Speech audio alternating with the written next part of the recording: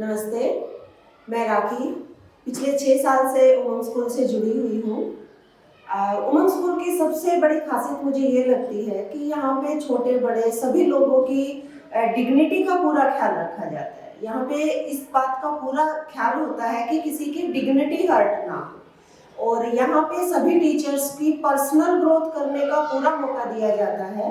उनको पढ़ाने का पूरा स्पेस दिया जाता है। और जब मैं पर्सनल ग्रोथ की बात कर रही हूँ, अगर मैं अपनी पर्सनल ग्रोथ की बात करूँ तो स्कूल में आने के बाद ही मेरे पढ़ने लिखने की आदत विकसित हुई है, जिसके कारण मैं अभी तक 30 से 40 नॉवल पढ़ चुकी हूँ और ढेरों सारी कहानियाँ, क्योंकि मुझे बच्चों को भी पढ़ानी होती है तो उससे पहले हमें खुद को पढ़नी होती है, तो मैं ढेरों सारी कहानियाँ पढ़ चुकी हूँ। मुझे पहले किताबों का बिल्कुल कोई खास ऐसे शौक नहीं था, पर अब मेरे अंदर इतना बदलाव आया है कि मैंने अपने बेडरूम में एक छोटी सी लाइब्रेरी विकसित करना शुरू कर दिया है, जिसमें मैं 80 से 90 किताबें अभी तक जोड़ चुकी हूँ। तो इस तरह के बदलाव ये मुझे उमंग स्कूल ने ही दिए हैं।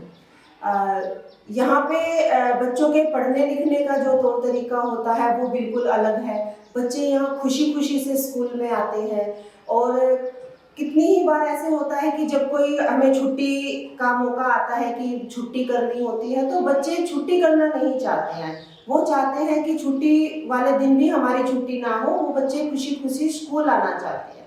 ये मुझे स्कूल की सबसे ज़्यादा पॉजिटिव चीज़ लगती है। और क्योंकि मेरे भी 2 बच्चे हैं, जिसमें से एक बेटी यहाँ 2 साल पढ़ चुकी है और इस साल फिर से यहीं पे आएगी। जब वो अपने पुराने स्कूल में जाती थी तो वहाँ हर रोज़ उसको ज़ोर ज़बरदस्ती करके सुबह उठाना पड़ता था और वो डेली रोना शुरू कर देती थी स्कूल जाने के नाम पे।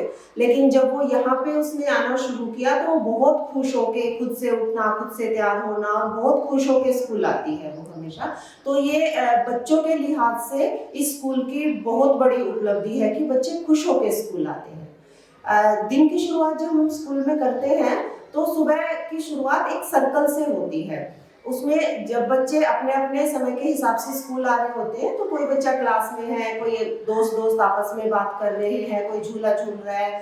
तो सर्कल बनाने का हमारा मकसद होता है कि सारे बच्चे एक जगह पे इकट्ठे हो जाएं ताकि स्कूल की दिन की शुरुआत की जा सके।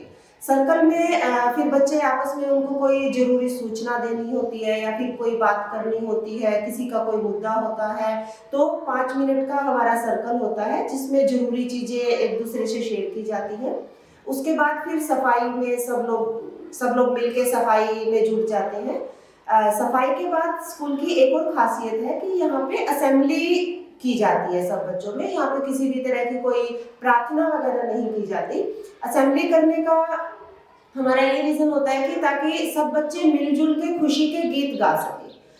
असेंबली में हम 2 तरह की चीज़ें करते हैं। एक तो मिलजुल कर गीत, कविताएं ये सब गाना, और दूसरा हिस्सा होता है कि उसमें बच्चे अपनी बातचीत रखते हैं। जैसे स्कूल में कोई फैसला लेना होता है या फिर कोई जरूरी जानकारी किसी को देनी होती है या आपस में कोई दिक्कत परेशानियां स्कूल से रिलेटेड कोई भी जरूरी चीज़ें होती है, वो सारी चीज़ें हम असेंबली में ही डिस्कस करते हैं।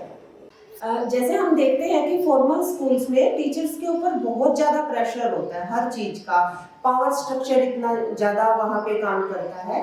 लेकिन यहाँ पे ऐसा कुछ नहीं है। सारे टीचर बहुत रिलैक्स होके काम करते हैं, उनके ऊपर किसी भी तरह का बर्डन नहीं होता है, वो खुशी खुशी सारे काम करते हैं।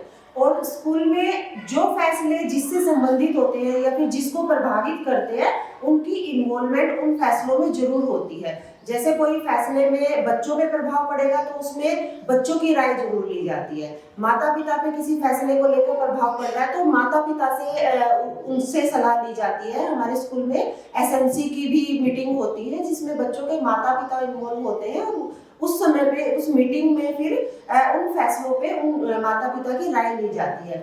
इसी तरह से टीचर्स को जो फैसले प्रभावित करते हैं उसमें टीचर्स की भी राय ली जाती है और उन सबकी राय का पूरा सम्मान किया जाता है।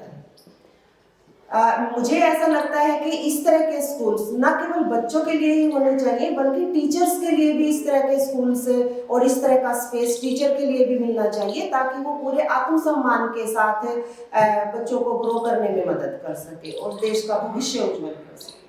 Thank you so much.